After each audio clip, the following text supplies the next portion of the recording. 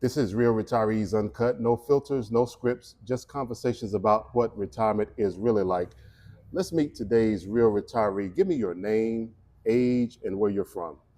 My name is Mike McCaskill. I am 69 years of age, and I am from right here in Fayetteville, North Carolina, born in Hope Mills. Okay. When did you retire and from what career field? Retired from the federal government it was my second retirement. I previously retired Navy, spent 21 years in the Navy, but then I retired from civil service in about 2020. Um, Between the two, working Department of Defense, about 41 years total service. Okay. Now, what drove your decision to retire? Was there any particular incident or thing that happened that caused you to decide that enough is enough and it's time for me to go?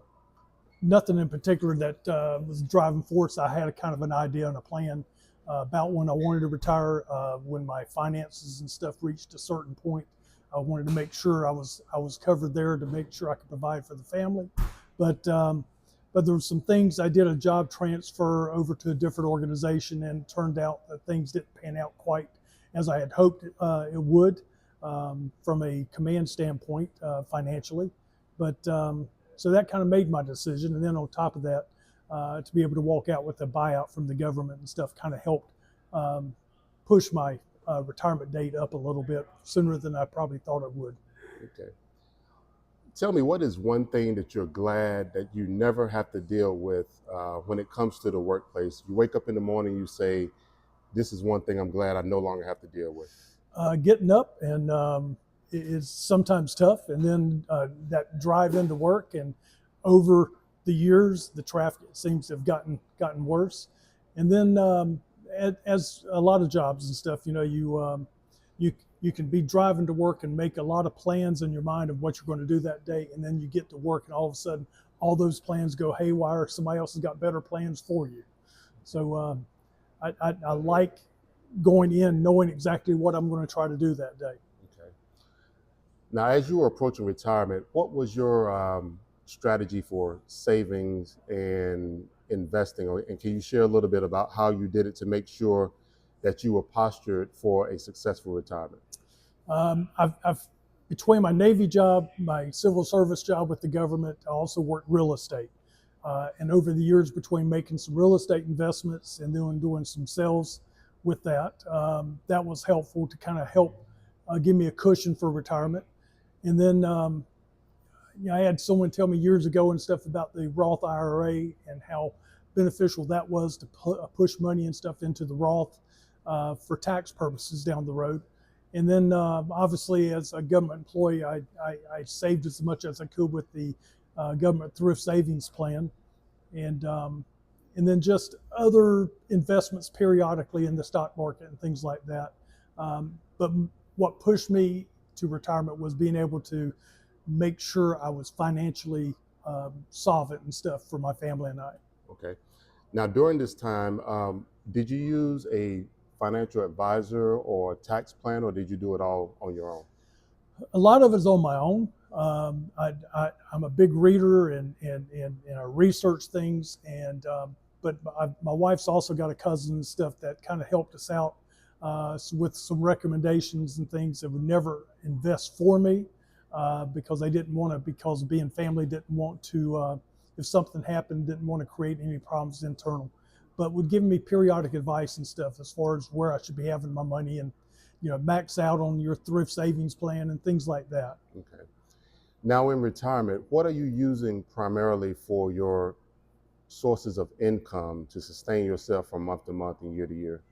I have a wife that's also retired. She retired from the government herself. She's under a different retirement plan than I am with the government. So she gets a little bit more money in her retirement with her civil service retirement pay. So between her salary, my Navy retirement, my pension from the federal government, and also some VA disability and Social Security, pretty much live off all that. I've not been able to touch, I've not touched intentionally my thrift savings plan or my Roth IRA. I just don't financially need it right now. Right. Now, I hear a lot of people say that after they have saved for so long, 30 or 40 years, they have a problem going from a savings mindset to a spending mindset in retirement. Have you experienced any of that? No, we haven't really changed any of our. Actually, I think I probably have a little bit more money now in the retirement than I did when I was working. Hmm. Um, it's just, and then it's a matter of how you're using that stuff. If you're thrifty, no, we don't pinch pennies by no means and stuff, but we eat at home. We take a lot of our vacations more locally than anything. I've got a retirement place at Lake Tillery, and we do a lot of boating and recreation time up there, kayaking up there in the rivers and stuff. So um, it's not been an issue with getting out retiring and then spending. Okay. My money, my finances are pretty much stable. Now, in saying that, with money still growing in a traditional account, have you given any thoughts to RMDs that you might be faced with in your mid 70s? That's a concern, and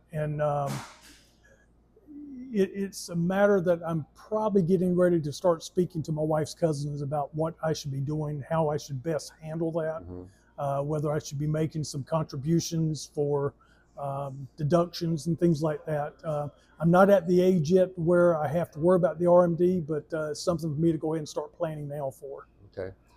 And what about Social Security? Have you already taken Social Security? And if so, what age did you take it? And what was your thought process behind taking it at whatever age you did take it? I was holding off as long as I could on Social Security. I understand the arguments about retiring at 62 and you're going to lose money in the long run and stuff if you don't take it at 62. But my intent was I had a certain dollar amount that I wanted to retire.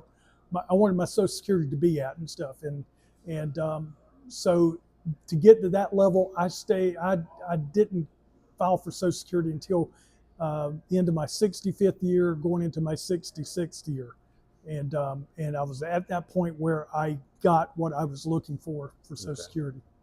Now, what are you doing for health care and life insurance at this point? I've had a life insurance policy for years for my wife and I. Um, Keep paying on that thing, but health insurance, as a Navy retiree, I certainly have TRICARE for life or whatever it's referred to this day and age. Okay. But and then I've got my VA benefits as a disabled veteran, and then Medicare. I've got that. At one time, I had federal government insurance, but I dropped that because I rarely ever pay anything and stuff out of Yeah. pocket and stuff for medical care. Now, have you done any estate planning? Have you established a trust, will, powers of attorney, anything like that? Ironically, you asked that question. My wife and I, my wife kind of attends to a lady that's in her upper 90s, and they have just gone through setting her home up in trust and her finances and things like that. And the more we learn about estate planning, trust, and things like that, the more we realize that we've got to get it in gear and we need to start doing some planning. So we have a gentleman that has done the work for this other lady that Okay. we'll be working with very soon. And I have a disabled son at home, so making sure he's taken care of in the long run and stuff is also a huge concern. So it is important for us to do this estate planning. Yeah. So walk the audience through what is a typical day for you like now in retirement? From the Uh, time you wake up in the morning to the time you go to bed, if there's such a typical day for you, what is it? I had I remember years ago, used to be an old Houston Oilers football coach by the name of Bum Phillips. And someone asked Bum what he was doing in retirement now. And Bum looked at him and said, "Look, I ain't going to do a damn thing and I ain't going to start till noon." I wish that was the case. Right. You wake up every day in retirement and you thought you worked hard when you were working for a living. But when people find out that you're retired, all of a sudden, all the requests for your help comes out. So I've got some neighbors that husbands have passed, so I'll help them with their yard work. I'll do my yard work. I have that place at Lake Tillery. I'll go do the yard work there. I'm a big Lions Club member, so I will help maintain the Lions Club yard as well as our church yard and stuff. But but because I am so involved with Lions, I have served as vice president, president. Now I'm the zone chair, and so a lot of my time is eaten up by visiting different clubs and stuff as their zone chairman, Mm-hmm. and planning some of their works and projects and programs, and overseeing some of the things that they're doing. Okay. And if I'm not visiting the club, I'm coming home and I'm working on the computer and stuff, writing up newsletters and things like that. Right. So plenty to keep me busy. Okay. And what do you enjoy most about retirement? Uh, Being able to do what I want to do when I want to do it and stuff. Certainly, you have certain commitments, doctor's appointments, and things like that that pop up, and it seems like they come much more frequent than they used to. but but between you wake up and you plan your week and stuff now, whereas before I used to be able to go to the lake only Fridays through Sunday. Now, once I know I've got my work planned, what I'm going to do for the week, I can go to the lake anytime I want and stay as long as I want. That's the great benefit to it. You've got the flexibility that you didn't have previously. Yeah. Have you had any major lifestyle changes? Have you downsized, moved to a new state, traveled more, or anything major? Um, I traveled a couple of times in different locations overseas, but most of our vacations are more localized within the state, Myrtle Beach, Nags Head, things like that. But lifestyle hadn't changed. We pretty much, because I'm from here, family's from here, we pretty much have stayed within the same cycle that we were previously. Yeah. Okay. Have you developed any new hobbies, new interests, or new skills in retirement? No, just I like to kayak. I like to go fishing. I like to boat, and I've kept those up. And but as far as any new ones, and then of course, as I'm sitting here in a cigar lounge, smoking cigars is a passion of mine. Okay. Um, Tell me the best trip you've taken or the best activity that you've done since you retired. Well, as I just mentioned, I love cigars, and a couple of trips and stuff going to Nicaragua and Dominican Republic to a couple of cigar factories to see from seed to shipment, to see how the whole entire process of cigars, and talking to the rollers and talking to the manufacturers and stuff and the owners of these cigar companies has been fantastic. Okay, quite a trip. Um, Tell us, how do you maintain your physical and your mental health in retirement?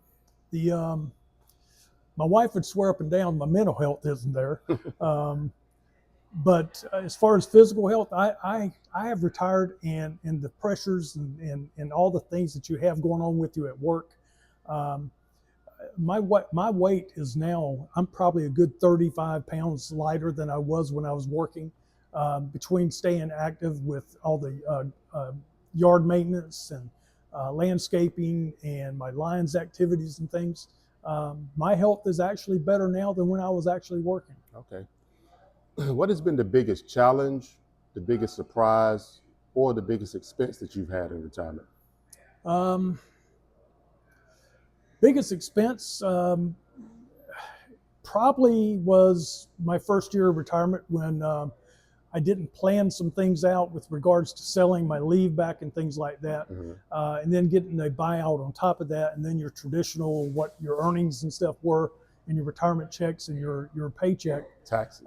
Taxes kicked my butt that first year, and I wish I had someone had told me that be careful how you manage selling your leave back. You can split it up in a few different ways, or what I probably should have done is probably utilize my leave and just put a date on the calendar and leave the workforce and just go on leave for the X amount of days and stuff I had on vacation time.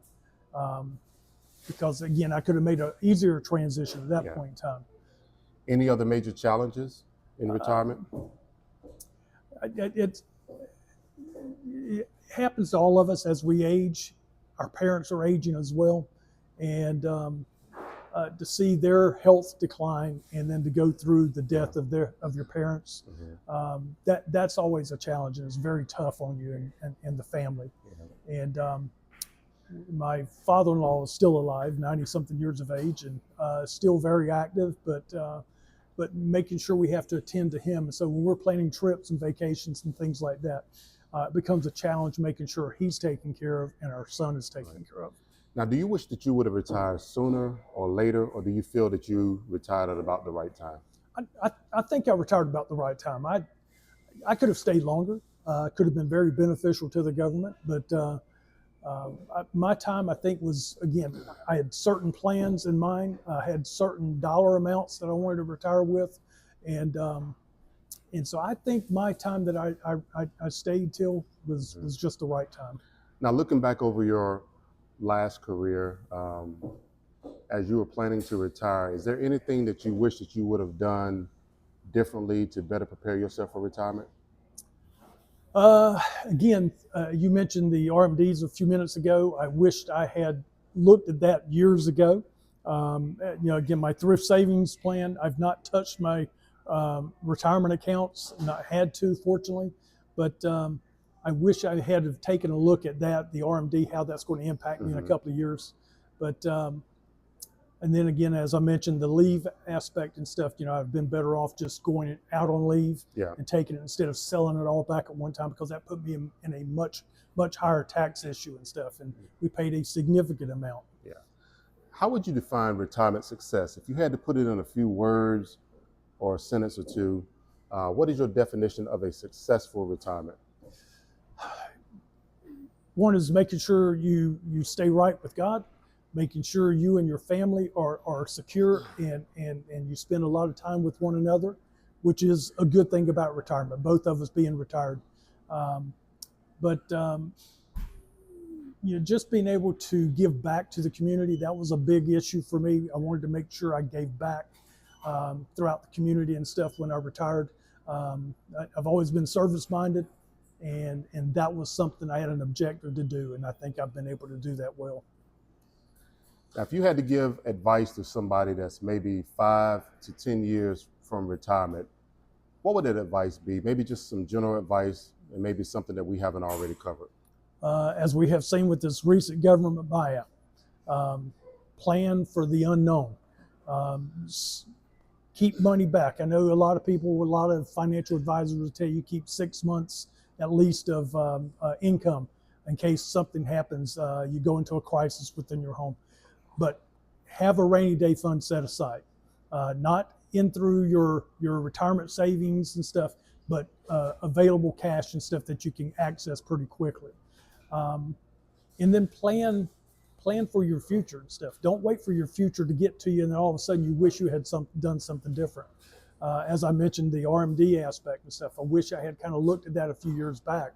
But again, I think I'm okay right now, and I think I'm going to be okay when the RMD affects me. But I think you just need to plan your future, and don't wait for it to happen. Go make it happen.